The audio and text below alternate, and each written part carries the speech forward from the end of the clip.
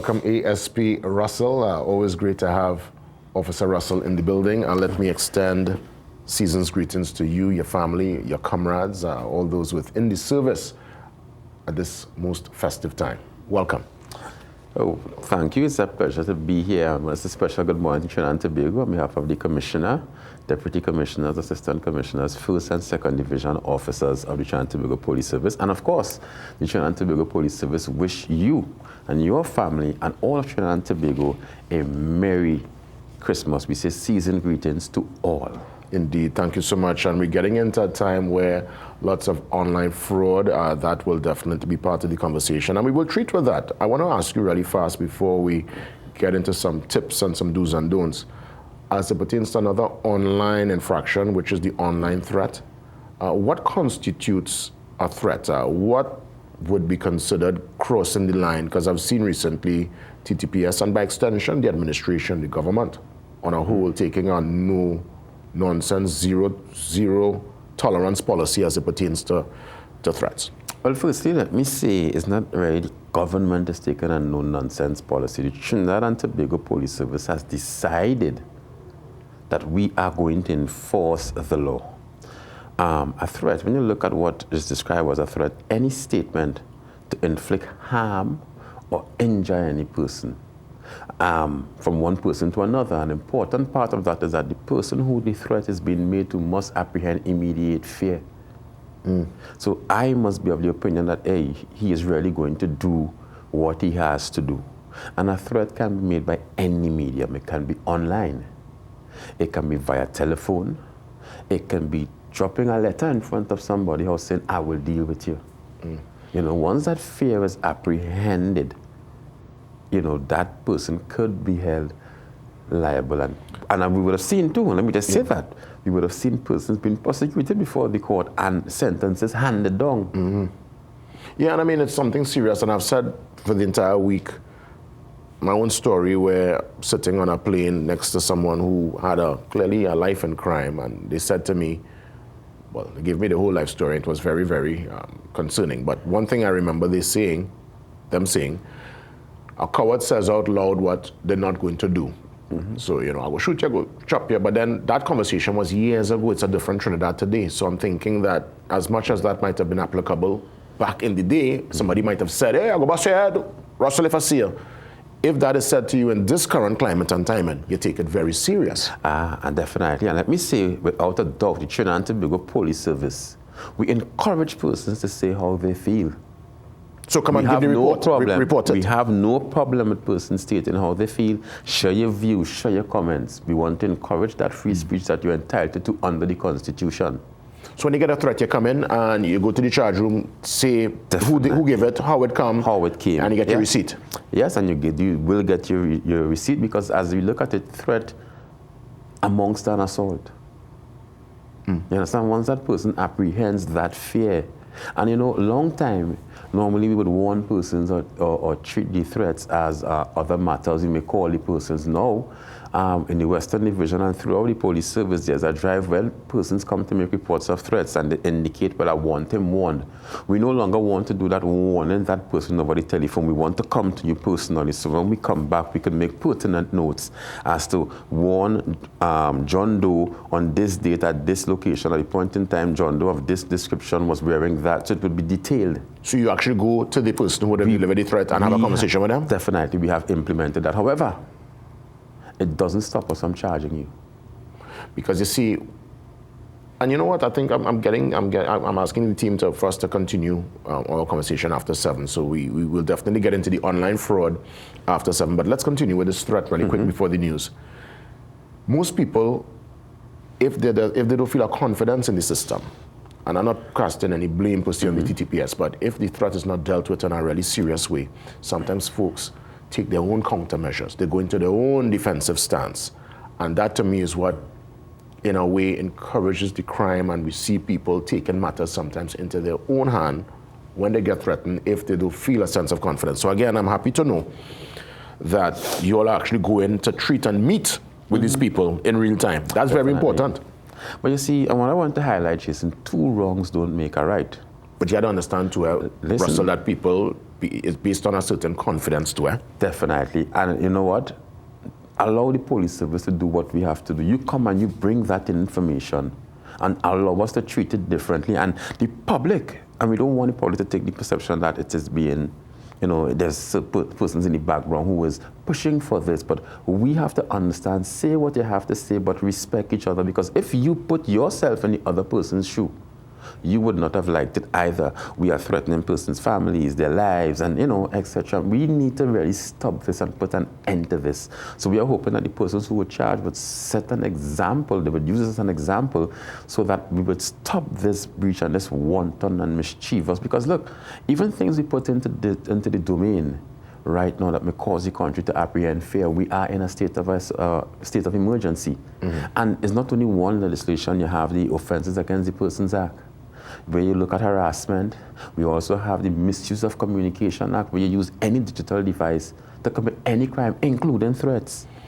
I think parents also need to have a very serious conversation with the children, because again, lots of threats, whether it be written, a video threat, verbal. People feel they could say anything. You're upset, and people upset and they sometimes say things. But in this time, where it becomes a digital footprint, and the evidence is there, based on the law and the enforcement now of that law by the TTPS, it could be in a monkey pants. I'll have the closing remarks before we get to news. It's so critical now that the United Nations, in their 16 years of activism, decided to place their focus on digital violence against women and children. So it's an epidemic that is taking place, that not only in Trinidad and Tobago, but throughout the world, which we would like to see come to an end as quickly as possible. Well, I want you to stick around with me, Officer. Obviously, we will get to the online fraud scenario, and just a quick reminder as to how to avoid that going into this festive season, because yes, certain deals will come up and you'll see some real amazing bargains, and you want to get that nice phone or electronic device for your family to make them smile for Christmas, but they could end up in a monkey pants, So we don't want that. Full details and full advice after the 7 o'clock news. ASP Russell stays with me on set to get into online fraud after the news. See you soon. And she tell me she must find this man, Alexander. Every Christmas she does come down to meet sweet man Alex from town.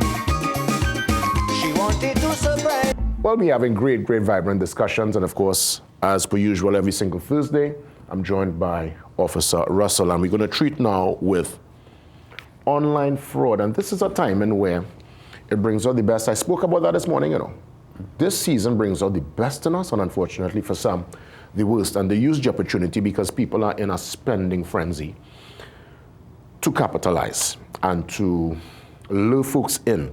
What's the most common, the most common trap and most common item used to lure people in to get their funds? I think we would want to say like the cell phones. Electronics, Yeah, electronics on the whole. And one of the most common trap is via Facebook Marketplace. That, and we would have seen the Tinder platform would have given us, the TTPS, some stress. It seems like the more we come on air and we warn persons not to meet these people or come in the vicinity of a police station, not everybody is taking heed, and but we will continue to speak to them until thy kingdom come, because we want the public to be safe, because at the end of the day, we love the public, we care for the public, and we are concerned about what we are seeing going on within the society. So our job is to really warn the public before, especially the deals that are too good to be true. So let me ask, in the case of the product is exchanged, money is exchanged, you get the product works good for, let's say, a week.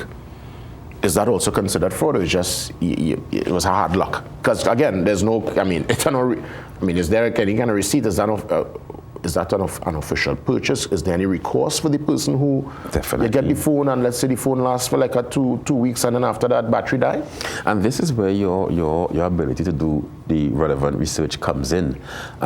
If you're buying a product, when you go on these other websites, let's say Amazon per se, there's always something called the reviews to verify the authenticity of the seller. You could do your own research down here.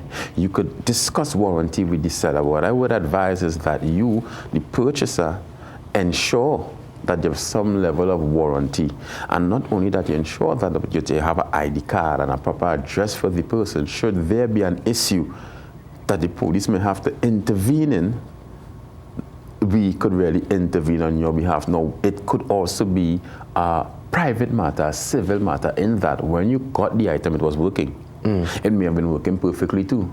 But who are we to dispute whether the person sold you a faulty product or you would have misused the product? Yeah, water damage or whatever. You understand what I'm saying? So it puts us in a bit of a pickle. So what we would ask is that you buy from authorized dealers, whether it's cell phones, whether it's TVs, whatever electronics, buy it from authorized dealers where you have a level of warranty. We are asking that even in situations like those, when the exchange is done, that you check your item and that the person who is receiving the money, that they check their money, because we have known in the past that persons would have handed persons an envelope full of paper. What about you buy the item, but you get to find out after the item hot? What we would And you genuinely didn't know. You really didn't know the item come in, it looked good, your thing approved, whatever, you exchange. But lo and behold, the item hot, Officer Russell. Well, what we would advise is that you come to the police station and make a report immediately.